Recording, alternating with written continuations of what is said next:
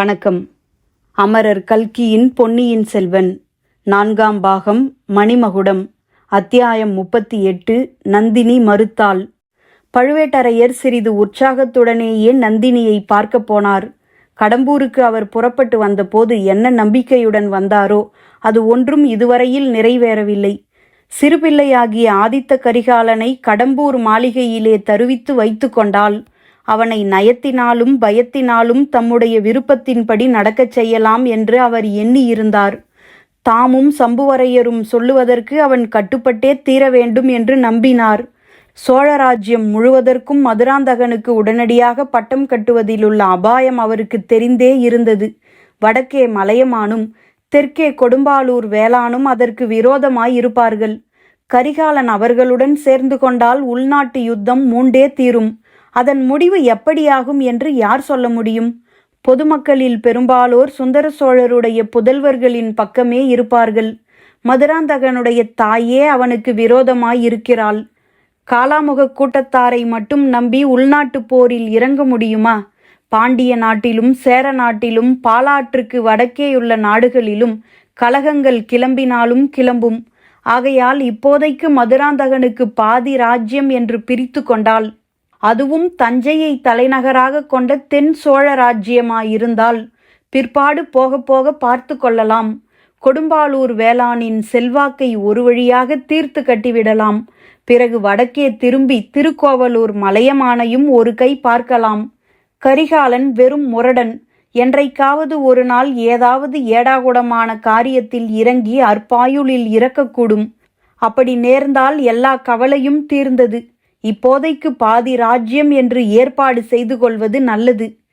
இளையராணி நந்தினியுடன் கலந்தாலோசித்ததன் பேரில் பெரிய பழுவேட்டரையர் இத்தகைய முடிவுக்கு வந்து அதன் பிறகுதான் கடம்பூருக்கு வந்தார். கரிகாலனையும் அங்கு அழைத்து வரச் செய்தார். ஆனால் எதிர்பார்த்தபடி ஒன்றும் நடக்கவில்லை. பெரியவர்களுக்கு அடங்கி நடப்பதற்கு பதிலாக கரிகாலன் பெரியவர்களை அதட்டி உருட்டி அதிக பிரசங்கம் செய்து கொண்டிருந்தான். அவனுடைய கேலி பேச்சுகளையும் இருபொருள் கொண்ட மொழிகளையும் பழுவேட்டரையரால் பொறுக்க முடியவில்லை. முக்கியமாக அவரை பற்றி கரிகாலன் அடிக்கடி வயதான கிழவர் என்று குறிப்பிட்டதும், இளையராணியை பாட்டி என்று அழைத்து வந்ததும் கூரிய விஷந்தோய்ந்த பானங்களைப் போல் அவரை துன்புறுத்தி வந்தன.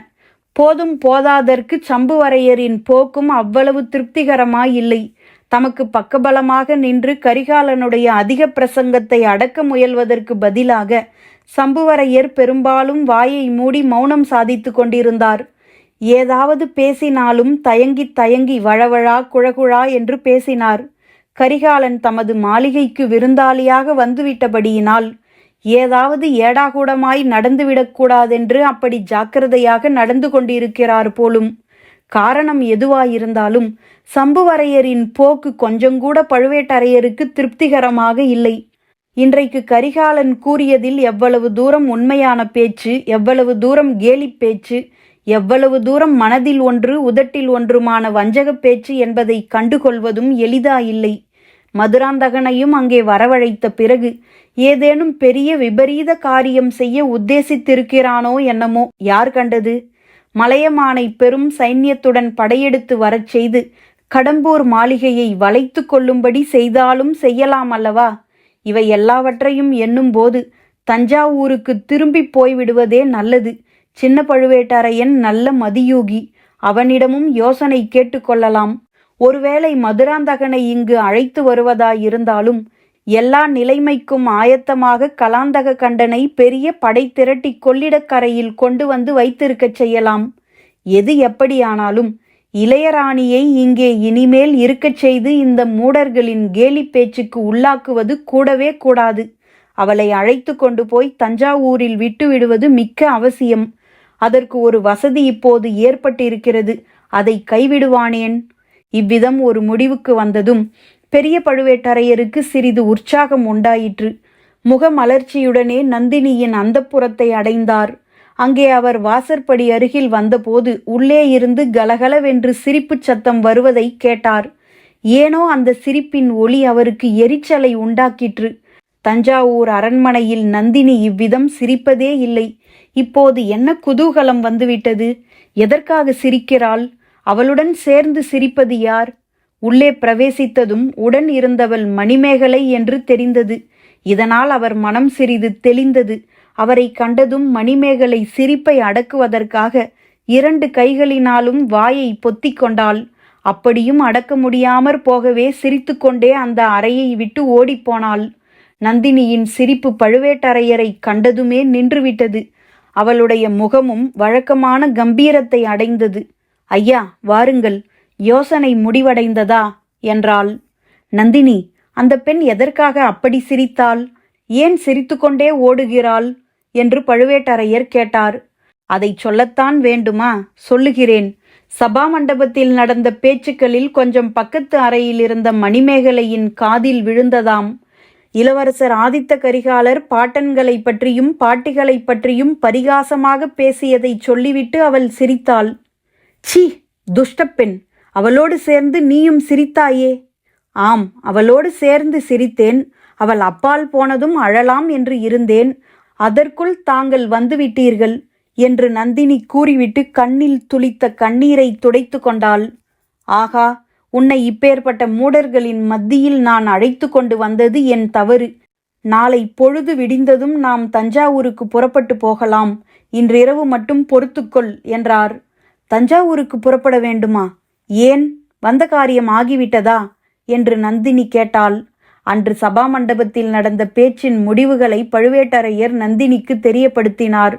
எல்லாவற்றையும் கேட்டுவிட்டு நந்தினி, சுவாமி, தாங்கள் தஞ்சாவூருக்கு போய் வாருங்கள், நான் வரமாட்டேன். ஆதித்த கரிகாலனுக்கு புத்தி கற்பிக்கும் வரையில் நான் இங்கிருந்து புறப்படுவதாக உத்தேசமில்லை.